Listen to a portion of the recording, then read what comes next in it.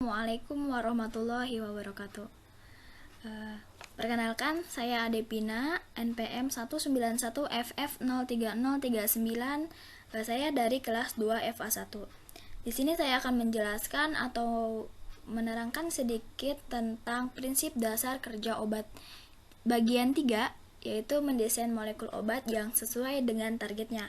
Nah, sebelumnya kita sudah belajar prinsip dasar kerja obat 1, prinsip dasar kerja obat 2, yaitu pada prinsip obat dasar kerja obat 1 itu kita belajar bagaimana sih target-target kerja obat, sifat dari obat gitu.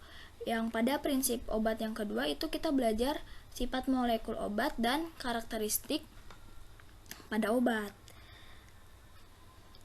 Nah, setelah belajar prinsip dasar obat 1 dan prinsip dasar kerja obat 2, nah kita selanjutnya bagaimana kita bisa mendesain molekul obat sesuai dengan targetnya.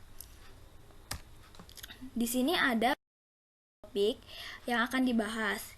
Yang pertama itu pendahuluan, yang kedua identifikasi lead compound atau senyawa penuntun, yang ketiga mendesain inhibitor untuk suatu enzim, yang keempat mendesain suatu agonis, yang kelima mendesain suatu antagonis.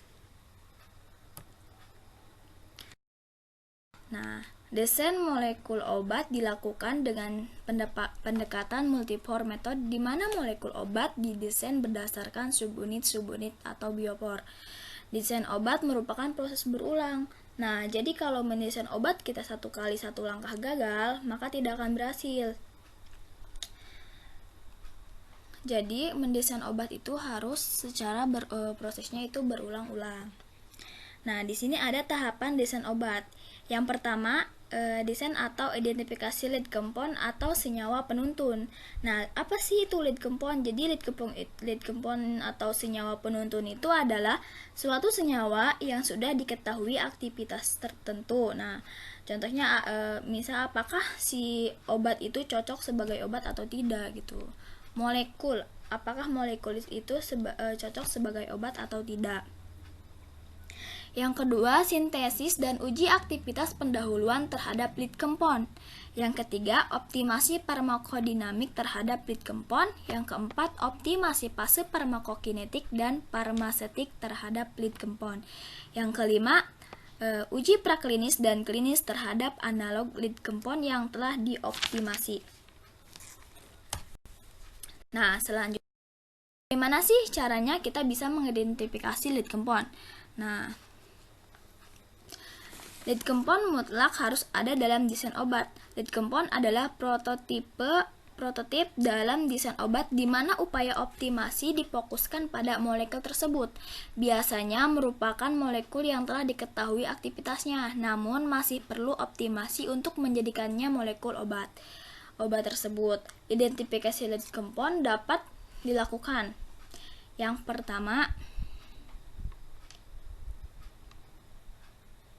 secara kebetulan atau serendipity, misalnya penemuan pada benzodiazepin, diazepam dan asam valproat. Yang kedua, sumber endogen, misalnya itu hormon, enzim, neuron transmitter. Misalnya pada hormon insulin, orang yang sakit diabetes itu kekurangan insulin. Nah, jadi harus dikasih obat apa? Jadi langsung kasih aja obatnya, yaitu insulin.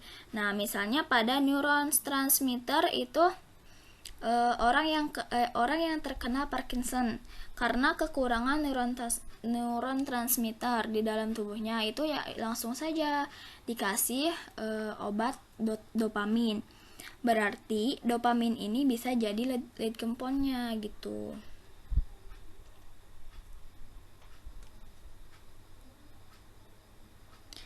Yang ketiga, sumber eksogen, misalnya metabolit tanaman.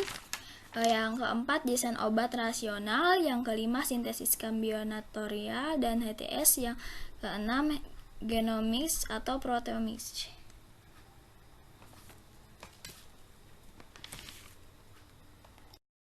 Nah, selanjutnya Bagaimana sih caranya mendesain obat yang cocok dengan targetnya? Nah, kita coba mulai dengan mendesain inhibitor enzim. Berarti target kerjanya apa? Ya, berarti target kerjanya adalah enzim. Nah, dalam suatu obat tidak memiliki efek sendiri. Dia hanya bekerja dengan mempercepat atau memperlambat aktivitas di dalam tubuh. Obat bukan berarti memiliki efek, hanya memperlambat atau mempercepat. Nah, jadi molekul obat yang bekerja sebagai inhibitor suatu enzim berarti berperan mencegah enzim bertindak sebagai katalis terhadap suatu reaksi. Nah, contohnya enzim. Enzim itu adalah suatu molekul yang kerjanya mempercepat reaksi berperan mempercepat reaksi kimia di dalam tubuh. Nah, maka obat yang bisa bekerja pada enzim adalah obat yang bisa mempercepat atau memperlambat kerja enzim tersebut. Istilah untuk obat yang bekerja pada enzim yang menghambat kerja dari enzimnya itu namanya inhibitor, yaitu penghambat. Atau dia kerjanya mempercepat enzim, maka disebutnya aktivator. Nah, molekul obat yang bekerja sebagai inhibitor suatu enzim berarti berperan mencegah enzim bertindak sebagai katalis terhadap suatu reaksi. Kerja enzim yaitu sebagai katalis. Inhibitor itu hanya menghalangi enzim supaya tidak bekerja sehingga reaksi kimia di dalam tubuh itu tidak terjadi. Yang pertama itu ada inhibitor yang bekerja pada sisi aktif. Inhibitor bisa disebut juga inhibitor yang reversible atau dapat kembali. Molekul obat dapat berkompetisi dengan substrat untuk menempati sisi aktif enzim. Competitive inhibition. Contoh obat yang bekerja sebagai inhibitor kompetitif, yang pertama itu diuretik, yang kedua statin, yang ketiga ACE, dan yang keempat antidepresan. Inhibitor yang kedua ada inhibitor irreversible. Inhibitor ini mampu membentuk ikatan kovalen dengan suatu asam amino pada sisi aktif enzim dan secara permanen memblok enzim tersebut. Inhibitor ini biasanya mengandung gugus fungsi elektrofilik yang dapat bereaksi dengan gugus nukleofilik suatu asam amino. Selanjutnya ada desain agonis. Target kerjanya apa? Target kerjanya adalah reseptor. Nah, syarat mendesain agonis yaitu molekul agonis harus mempunyai gugus fungsi yang tepat dengan posisi dan ukuran yang tepat pula.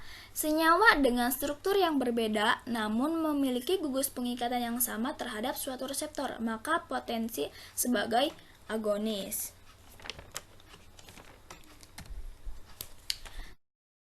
Ada desain antagonis.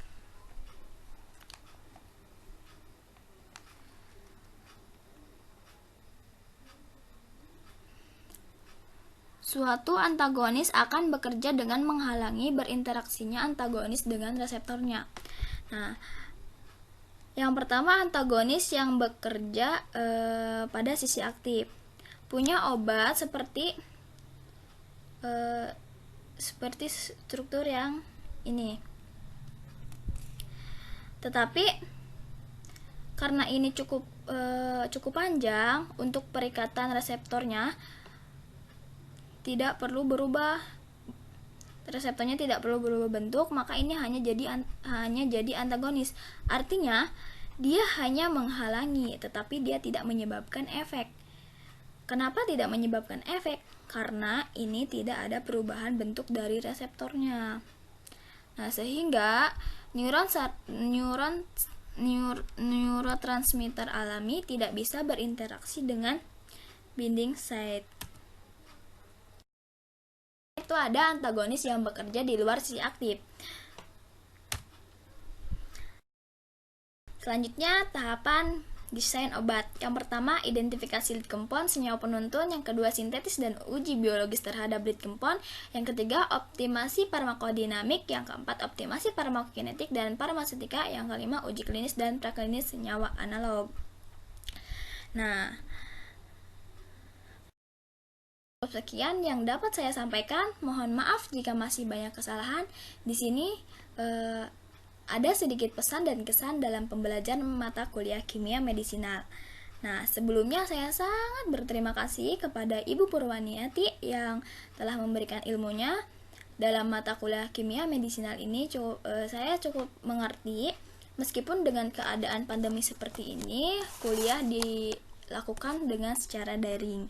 Tetapi tidak menciutkan atau tidak mematahkan semangat untuk belajar, apalagi dengan Ibu memberikan video pembelajaran ini sangat membantu sehingga kita bisa mengulang-ulang dan bisa memahami apa yang Ibu sampaikan di mata kuliah kimia medisinal ini. Terima kasih, sehat-sehat terus buat Ibu Purwaniati. Cukup sekian dari saya. Terima kasih. Wassalamualaikum warahmatullahi wabarakatuh.